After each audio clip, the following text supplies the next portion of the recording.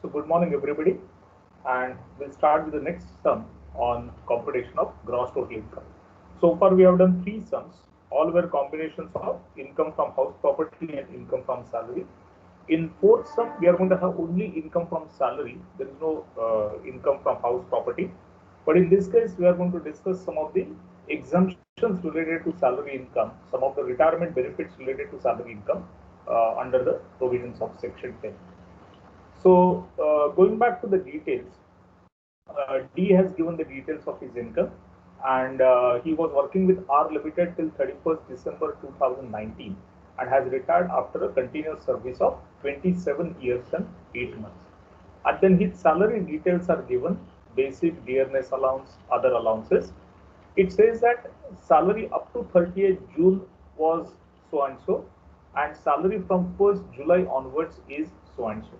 So there is a difference in the amount of salary from 1st July onwards. So we'll have to take into account this particular fact also. Then it says that R Limited contributes 10% of basic and DA to recognized provident fund. We will see what this information is indicative of, and we will use it accordingly.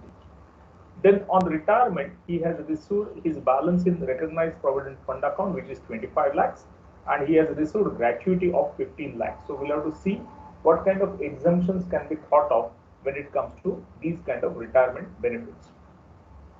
Then we are going to do this sum in two scenarios. He is covered by Payment of Gratuity Act 1972, and he is not covered by Payment of Gratuity Act 1972. In either case, the exemption for gratuity will differ.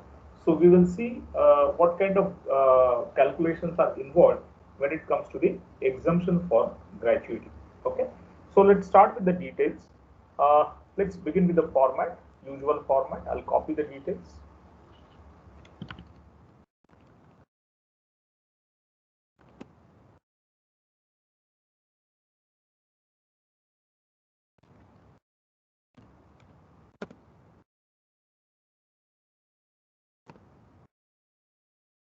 Name of the assessee is Mr. D.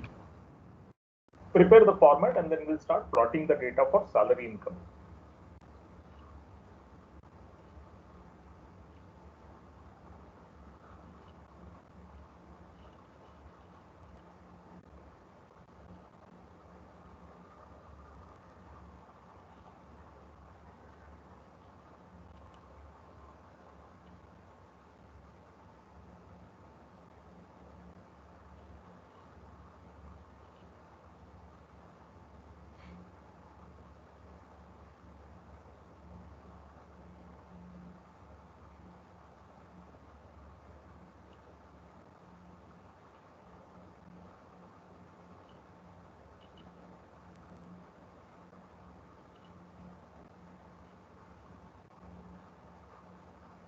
Can we start?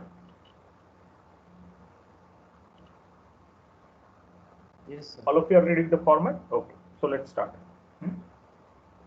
Sorry. So we'll start compiling his details. Now the basic salary was up to 30th June 30,000. Basic salary from 1st July is 40,000. So when we calculate, we'll have to take into account these kind of changes for every component of salary. So basic salary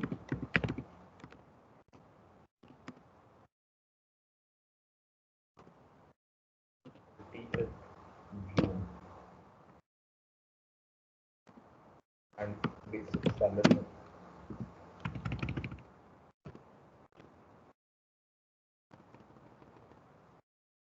from 1st July. Okay. So what will be the total amount of basic salary here? First part up to 30th June, it is 30,000 per month. Yes, how much will be the basic salary?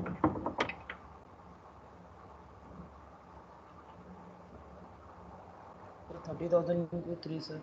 30,000. Yes, 30,000 into 3. So it will be 90,000 rupees.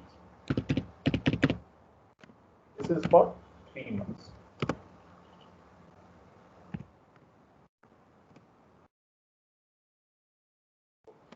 Then from 1st July onwards, it has become 40,000.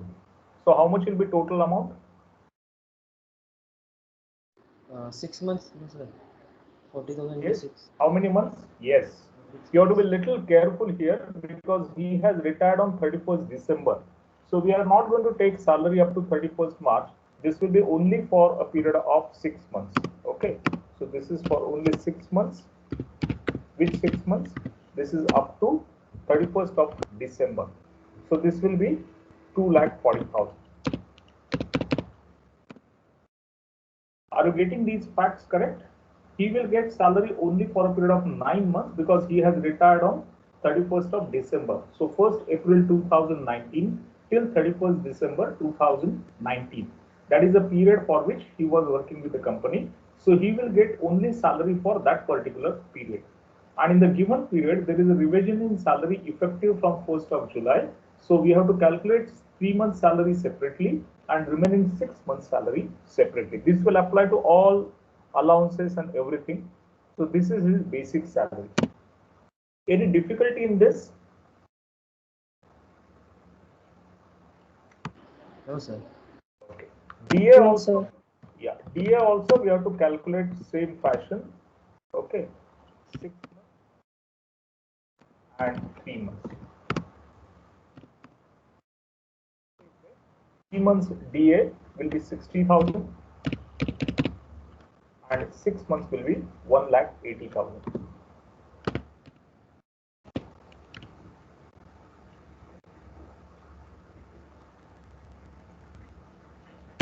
First 3 months it was 20,000 per month, so it will go to 60,000 rupees. The remaining 6 months it was 30,000 per month, so that will become 180,000 rupees. The next is other allowances. This is also calculated in the same fashion. Okay, so other allowances, this is 3 months, other allowances 6 months. For 3 months, other allowances, first 3 months 5,000 per month, so 15,000, and then 10,000 per month for 6 months, so that will be 60,000. So 75,000 is the total amount of other allowances. Then house rent allowance also same fashion. For 3 months, 6 months. First 3 months it was 15,000 per month, so that will aggregate to 45,000. And then remaining 6 months it was 20,000 per month, so 20,000 into 6 it will be 1,20,000.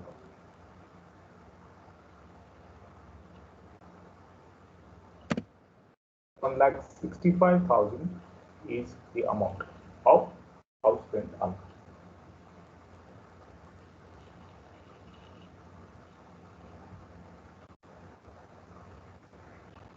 Any difficulties so far? Yes? No, sir. Okay. Then the next information says R Limited contributes 10% of basic and DA to recognize provident fund. Now, when you have a contribution up to 12% of salary, either basic or basic plus DA, it is not liable for tax. So there is nothing that can be taxed in this case. This is only additional information. We will have to use it at some point in time for some purpose. Then he received balance in recognized provident fund account 25 lakhs. What about the balance received from provident fund account 25 lakhs? Is it taxable?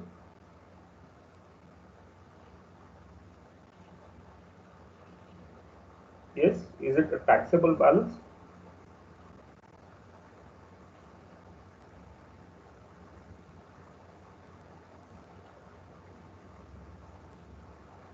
Anybody?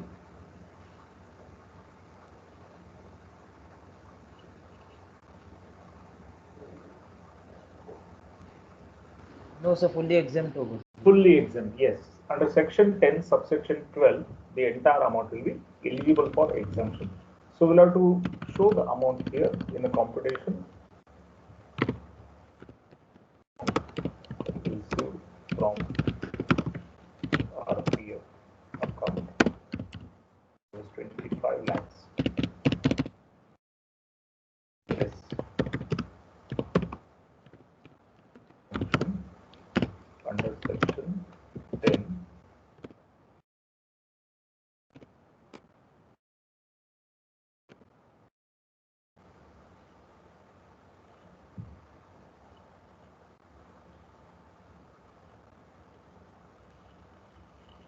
balance taxable portion will be 0.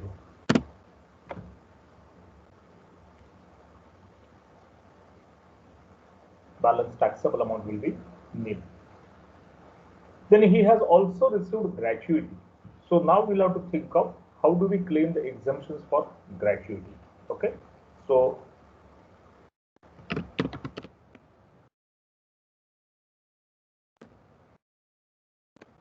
gratuity received 15 lakhs. Yes.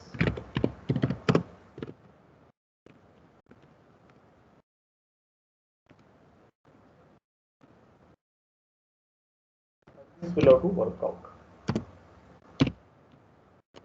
To calculate the amount of exemption available under section 10, subsection 10. And for this amount of exemption, we are given two different cases, that he is covered by Payment of Gratuity Act 1972 and he is not covered by Payment of Gratuity Act 1972. So we will calculate the exemptions in both the scenario and see what kind of difference it has. Okay, we'll first check this first scenario. He is covered by Payment of Act 1972. Okay, we'll see what kind of exemption is possible in this case.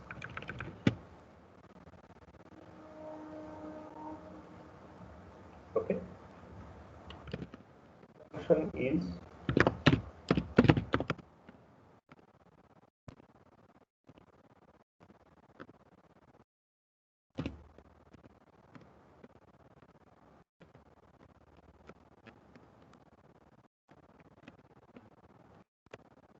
of the following, minimum of the following amounts. So we will see what these minimum amounts are, what these three amounts are.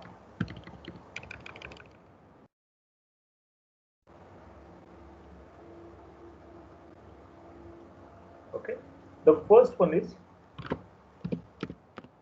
actual gratuity received. His actual gratuity received is 15 lakhs. It is given in the question that he received the gratuity. Then maximum limit for exemption also provided in the act in the section. This is 20 lakhs now. Upper limit for gratuity exemption is 20 lakhs. And the third factor we have to find out. Okay, the third factor is based on his salary. It says 15 days salary or every complete year of service or thereof of 6 months. This will involve a calculation. 15 days salary for every completed year of service or part thereof in excess of 6 months. So we have to convert this into a formula, and the formula will be 15 by 26. I will explain what is this 15 by 26. Multiplied by salary multiplied by number of years of service. Okay. Now this 15 by 26 is a proportionate calculation of salary for 15 days. So when you calculate salary for 15 days, you have to divide the salary by 26, because as per Gratuity Act, the number of working days in the month for this calculation are assumed to be 26. And when you calculate salary for 15 days, it has to be therefore 15 by 26 as a multiplier in this case. Assuming that there are 26 working days in a month, the Gratuity Act calculates proportionate salary for 15 days. So that's why 15 by 26. The next part is salary. So we need to understand what do you mean by salary, because your salary has got several components. For example, in this case also, he has got basic, dearness allowance, house rent allowance, and so on. There is other allowance also. Now here the interpretation or the meaning of salary is salary includes basic, it also includes dearness allowance. So we have to take the dearness allowance also. So here our salary would mean basic salary plus dearness allowance. Again, the question is which basic salary and dearness allowance will you take? Will you take for the last month or will you take for the earlier period also? What will you do? The reference says, the provision says you have to take the last drawn salary. So whatever was his basic in the last month of retirement at the time of retirement and whatever was his DA at the time of retirement, that we have to take into account when you take the reference to the salary. And then number of years of service. It says that he has retired after continuous service of 27 years and 8 months. Now, when you calculate the number of years of service, it says the number of years of service, and if there is a part of the year, if it is more than a year, it will be counted as one full year. So here it is 27 years and 8 months. So this 8 months will be taken as one full year because it is in excess of 6 months. So it will actually become 28 years in this case. Are you clear about these concepts, calculation? Yes, 15 by Yes, sir. 26, meaning of salary and number of years of service. Three factors we need to understand very carefully. So at the time of retirement, what was his basic? It was 40,000 and DA was 30,000 rupees. Okay, so this will be 15 by 26 multiplied by into bracket. His basic was 40 and DA was 30, right?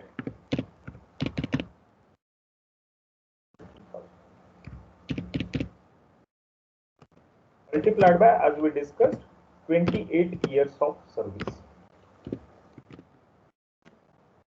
15 by 26 into 40,000 plus 30,000, that is basic and DA, ignoring all other allowances, and number of years of service will be taken as 28 years because it is 27 years plus a period of the fraction of the year which is more than 6 months. Okay, so we have to now convert this into a calculation.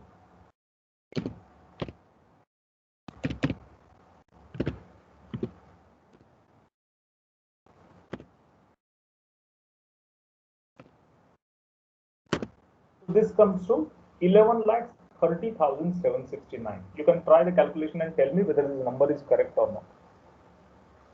Yes, sir. Correct. 15 days salary for Yes, every sir. 15 days salary for every completed year of service or part thereof in excess of 6 months. Accordingly, we have taken meaning of number of years as 28 years because the fraction of the year more than 6 months is rounded off, and salary will mean the last salary drawn by the employee, and that will include basic as well as dearness allowance in this case.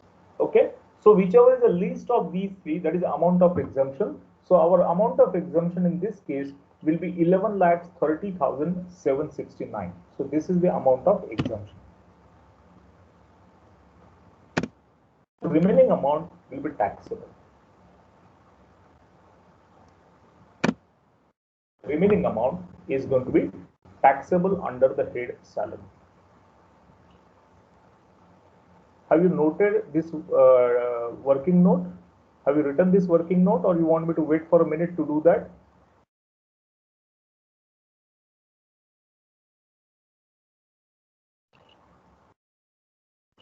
Yes. Did you write down the working note simultaneously, or you need a couple of minutes to do that?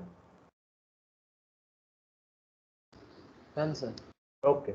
There are a couple of references that we will add here. That is better. So afterwards, when you see, you will know why this has been done in this fashion. Okay.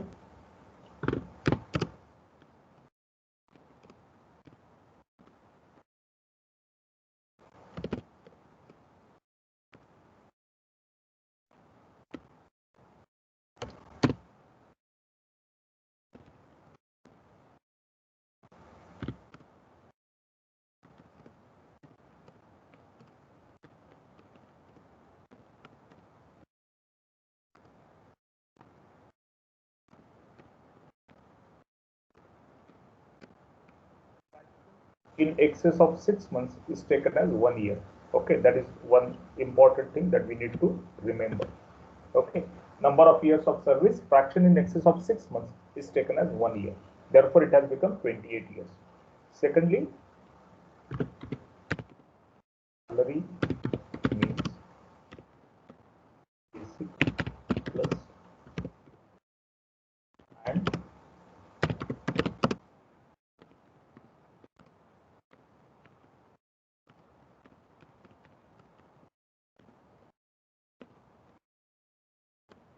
salary means basic plus DA, and last drawn salary should be considered. So whatever was his pay at the time of retirement, that has to be considered for this.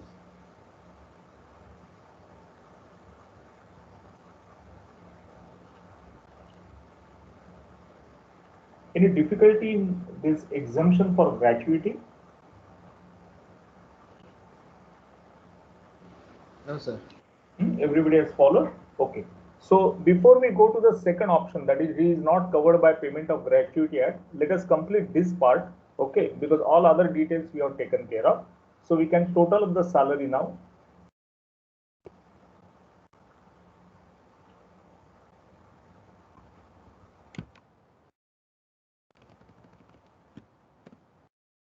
Salary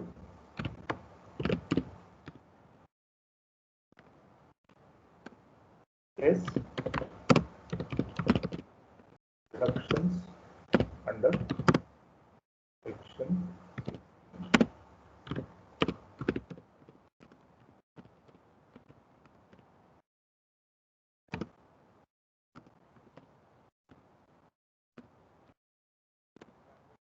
section 16(1), 50,000. There is no information about profession tax. Okay, so this is the only deduction that we can claim.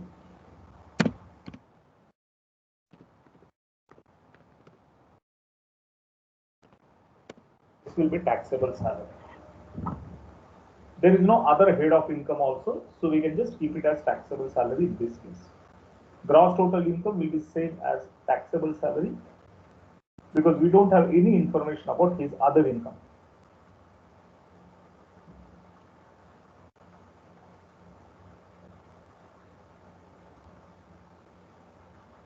Everybody has completed up to this stage.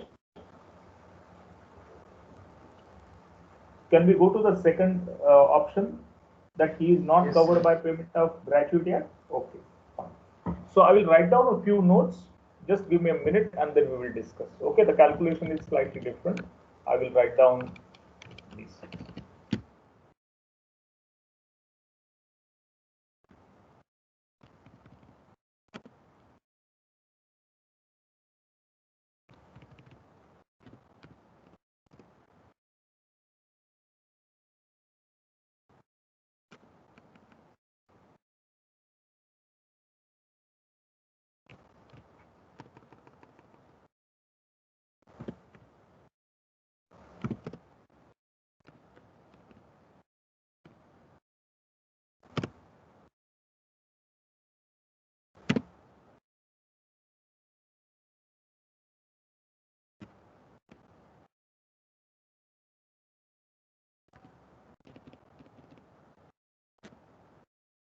He is not covered by Payment of Gratuity Act 1972.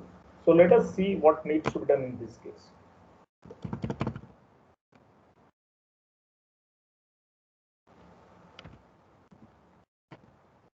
These notes I will write afterwards. There will be some change in the notes.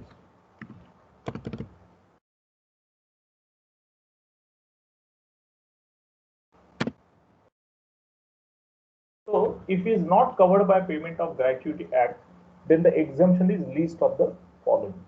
First is actual gratuity receipt, which remains the same, 15 lakhs.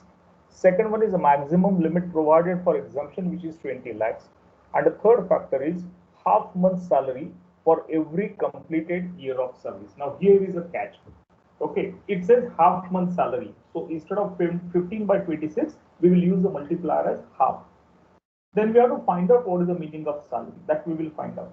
And then it says for every completed year of service. That means the fraction of the year has to be completely ignored. We don't take into account fraction of the year in this particular case when the employee is not covered by Payment of Gratuity Act.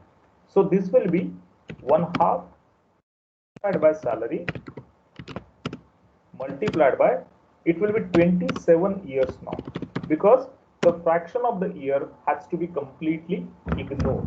Okay, so that means half month salary only for 27 years. Even though the fraction of the year is more than 6 months, we have to ignore that. In earlier case, under Gratuity Act related issues, if it is more than 6 months, it is rounded off. If it is less than 6 months, then only it is ignored. But here, entire fraction of the year, whether more than 6 months or whether less than 6 months, we have to completely ignore that particular fraction. Then we come to the meaning of salary. The meaning of salary, it says, salary means basic. It includes dearness allowance if DA is part of retirement benefits. Now, in the given case, DA is part of retirement benefits because you are given that the contribution to RPF is 10% of basic and DA. So that information becomes relevant now. That information suggests that DA, dearness allowance, is also a part of retirement benefits. So we will take basic as well as DA, taking a clue or a hint from that particular statement, which says that contribution to RPF is based on basic plus DA, 10% of that is a contribution to recognized provident fund. Then the meaning of salary. In the earlier case, meaning of salary is last drawn salary. Here it is not so. Here it says it is the average salary for a period of 10 months preceding the month of retirement. That's very important. Here it says salary means average salary for a period of 10 months preceding the month. So we can't take the last drawn salary. We have to take the average salary. Which periods average? 10 months average. Which 10 months? 10 months period preceding the month of retirement. Now he has retired on 31st December. So he has retired in the month of December 2019. So 10 months period preceding the month of retirement. So up to 30th November 2019, whatever is the period of 10 months, that we have to consider for this. So period of 10 months ended on 30th November 2019, preceding the month of retirement. That will have to be taken into account for this average. And based on that, we have to calculate what is the meaning of salary. So let me note it down. Let me do the calculation. Please pay attention. And then all of you will write it down. First, understand it very carefully, how I am calculating and what is the meaning. So number of years of service, years as action is ignored. Salary means basic and DA.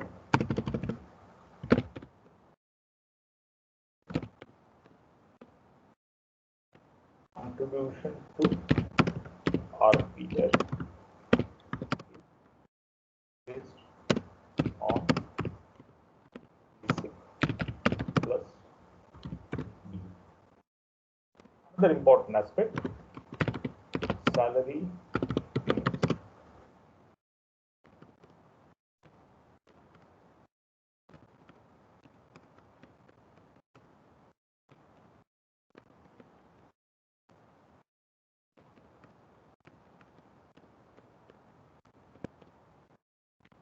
means the average salary preceding the month of retirement.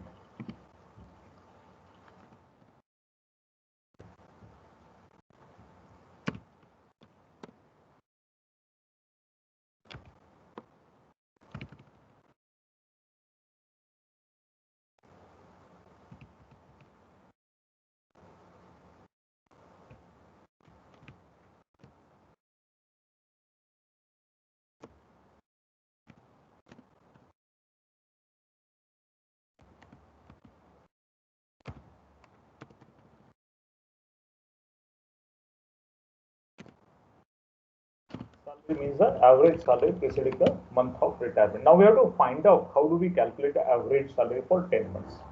So we have to find out this period. Okay. So this period, he retired on 31st December. So this period will end on 30th of November. So that means Feb 2019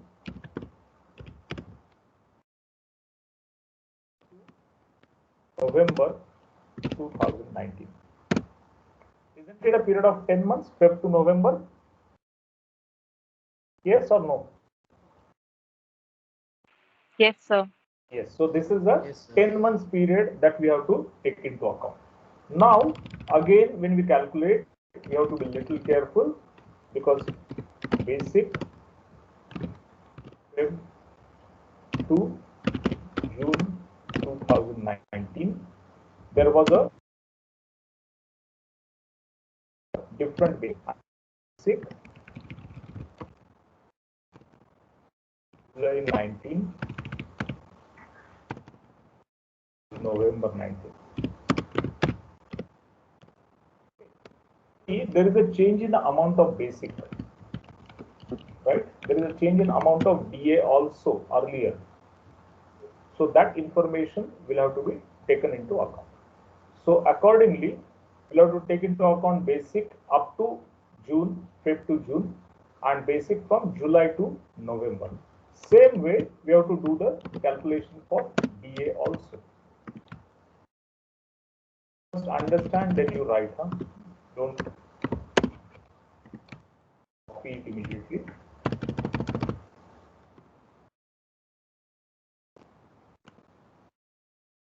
Now we have to see how many months are there in this period. February to June, how many months are there? Is it a period of 5 months? Yes. Huh? So first period is also of 5 months and second period is also of 5 months. Okay. So basic, earlier it was 30,000 multiplied by 5. And then it became 40,000. So 40,000 multiplied by 5. So this is basic. Okay, you can check the period and calculate basic accordingly. Then his DA also, earlier period, it was 20,000. So multiplied by 5. And then it became 30,000 multiplied by 5. So it became 1,50,000. Okay. So let us take the totals.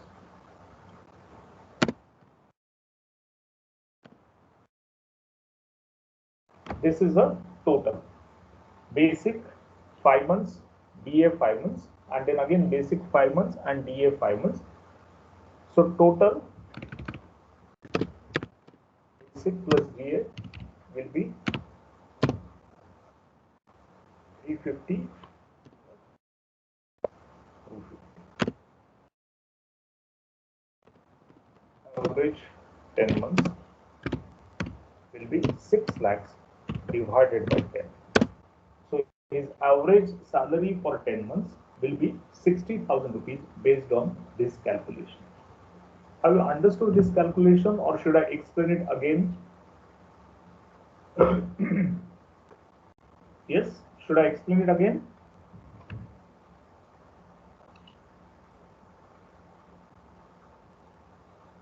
Hello? Yes, sir. Okay, let me explain it again in case it's required. See, we are talking of a calculation for employee who is not covered by Payment of Gratuity Act. And when the employee is not covered by Payment of Gratuity Act, the first two factors, that is gratuity received and maximum limit, will remain the same.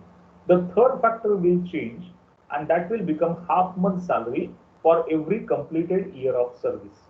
Now it says half month salary, so we have to use exactly the fraction as half. Then number of years, when you calculate, fraction has to be ignored. So 27 years plus whatever may be the fraction, 4 months, 6 months, 8 months, entire fraction will be ignored. So we are going to take only 27 years. And then salary would mean basic plus DA if DA is part of retirement benefits. And in this case, DA is part of our retirement benefit because contribution to RPF is based on basic as well as dearness allowance. Then again, the meaning of salary is different. It means salary which is average salary for a period of 10 months preceding the month of retirement. He has retired in the month of December. So up to November 2019, we have to take the period of 10 months and average salary for that 10 months period has to be considered. Now, when you look at this 10 months period, it starts from Feb 2019 and it goes up to November 2019. This is a 10 months period. But within this 10 months period, effective from July, his salary has undergone a change. Okay, so that means we have to take into account his salary up to June separately and after July separately. Now, February to June, his basic is given separately. July onwards, the basic is revised. Similarly, DA is revised from July onwards. So, accordingly, we'll have to calculate the basic and DA. So, based on these calculations have been made. Okay. So, have you understood the calculations now? Yes, sir. Okay. Please write it down. Please write it down.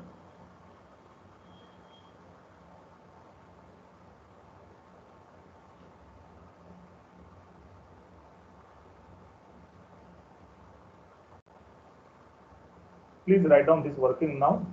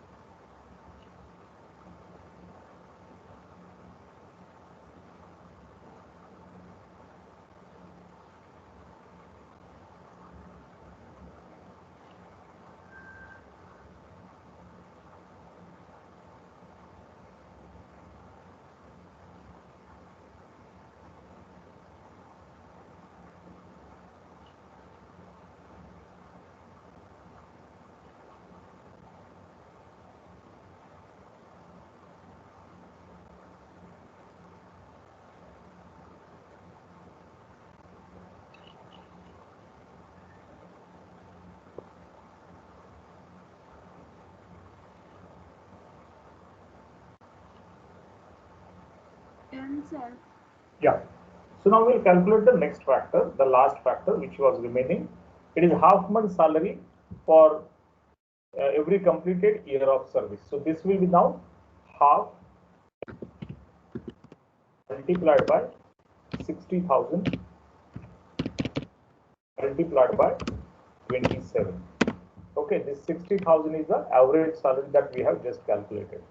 So this will be accordingly calculated.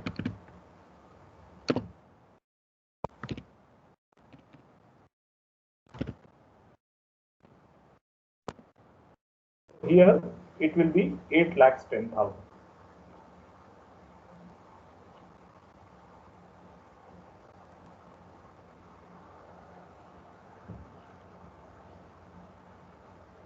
So exemption will work out to 8,10,000. Half month salary for every completed year of service.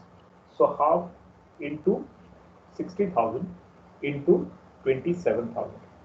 Into 27 years, ignoring the fraction. So if the employee is covered by Payment of Gratuity Act, there is a different way of calculation of exemption. If the employee is not covered by Payment of Gratuity Act, then there is another way of calculation, and both the calculations now we have done here. All of you noted the workings? Yes. Okay. Any difficulty in the calculations or workings? Both the cases everybody has followed? Yes, sir. Okay. Yes. Yes, sir. Okay. So there is a change in the calculation depending on whether the employee is covered by Payment of Gratuity Act and whether the employee is not covered by Payment of Gratuity Act. Suppose this is a case of a government employee, then what happens? Can someone tell me? Suppose this is a Fully government exempt, sir. employee. Fully Yes, exempt. yes. So if this is a case of government employee, then entire amount of death cum retirement gratuity is eligible for exemption. If it is a private sector employee, non-government employee, then we have to find out whether the employee is covered by Payment of Gratuity Act or whether not covered by Payment of Gratuity Act, and accordingly you have to calculate the exemption. And these are the two methods those will have to be used depending on whether the employee is covered by Payment of Gratuity Act or otherwise. There is one more benefit which this employee can claim. That particular methodology or calculation or section is not covered by the syllabus, but we can make a passing reference before we wind up the lecture. Now, whenever the employee receives this kind of a payment, say gratuity or any other compensation like VRS compensation or arrears of salary, okay, then what happens? It is taxed as and when it is received. And if you know, we have what is called as progressive method of taxation. So when you have progressive method of taxation, higher the income, higher the tax. That is the logic. Now, in the process, what happens when you receive these kind of benefits, say gratuity or VRS compensation or arrears of salary, it is possible that the employee's salary will cross a particular limit and he will be subjected to higher rate of tax. So the law gives some relief to the employee in section 89 subsection 1. So section 89 subsection 1 gives a relief in tax liability, gives a relief in tax calculation. Whenever you receive gratuity, whenever you receive arrears of salary, whenever you receive VRS compensation or leave encashment, etc., at the time of retirement, then all those payments can be considered when you calculate the relief under section 89(1). So basically 89(1) equalizes the levy of tax. Just because you have received these amounts, you are subjected to higher rate of tax and you are ending up in paying higher amount of tax. So to give some relief to the taxpayer, section 89 has been provided. This is just a passing reference for you because it is not there in the syllabus. So we are not going to discuss that in detail or any calculation as such, but only as a passing reference. Is it clear to everyone? Yes, sir. Okay. Now I will just add couple of things in the sum. Okay, and you are going to try this back home as a work, as a homework. Okay. We have completed up to this taxable salary. I'll type out in a couple of minutes few things here. Okay. You will have to revise the workings accordingly. Is that okay with you? Okay, sir.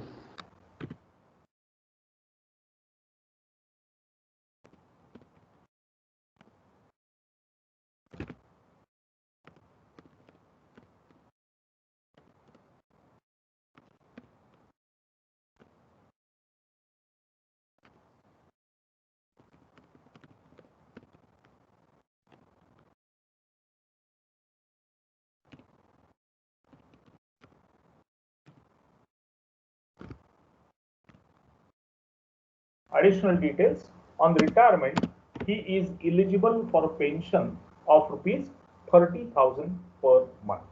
Okay, then this one,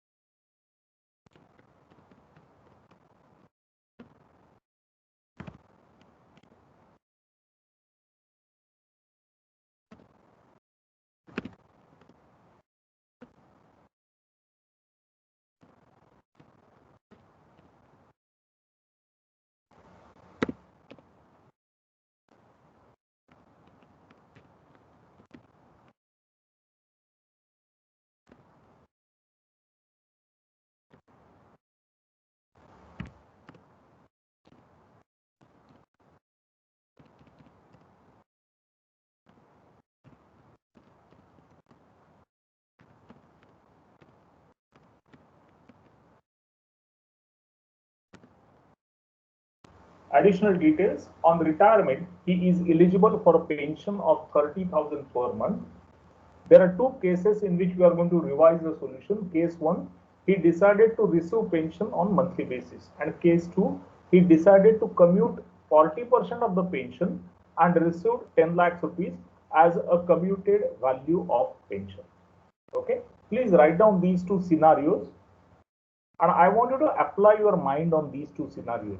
Don't do the entire calculation, okay, because this will slightly change the existing calculation. So I want you to only work out that portion of calculation where the change will happen. Will you make an attempt to do this? Sir वो 40% commute रहेगा तो वो 60% uncommuted में रहेगा ना sir? I'm not going to discuss anything now. Okay, I leave it to all of you to ponder over those points. Okay. Okay sir. आप थोड़ा सोच के करो क्या करना है वो. It's all up to you to think and do whatever you feel is correct. Okay. Anyway, next session we are going to discuss. Not that I'm going to leave it to you, but just a thought for you to ponder over till the next lecture, and you can make at it, because we have discussed this in section 10 also. What happens when there is a commuted value of pension and those kind of things? What is the taxability of commuted value of pension and those kind of things? Okay. So based on that, you can decide what needs to be done. Okay. All of you have noted these additional details? Yes sir. Okay, fine. So anything else?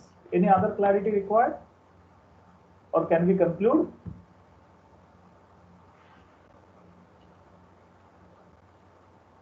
Okay, let me close the recording, stop the recording first, and then I'll download the attendance, and then we can part from it. Just give me a minute to do that.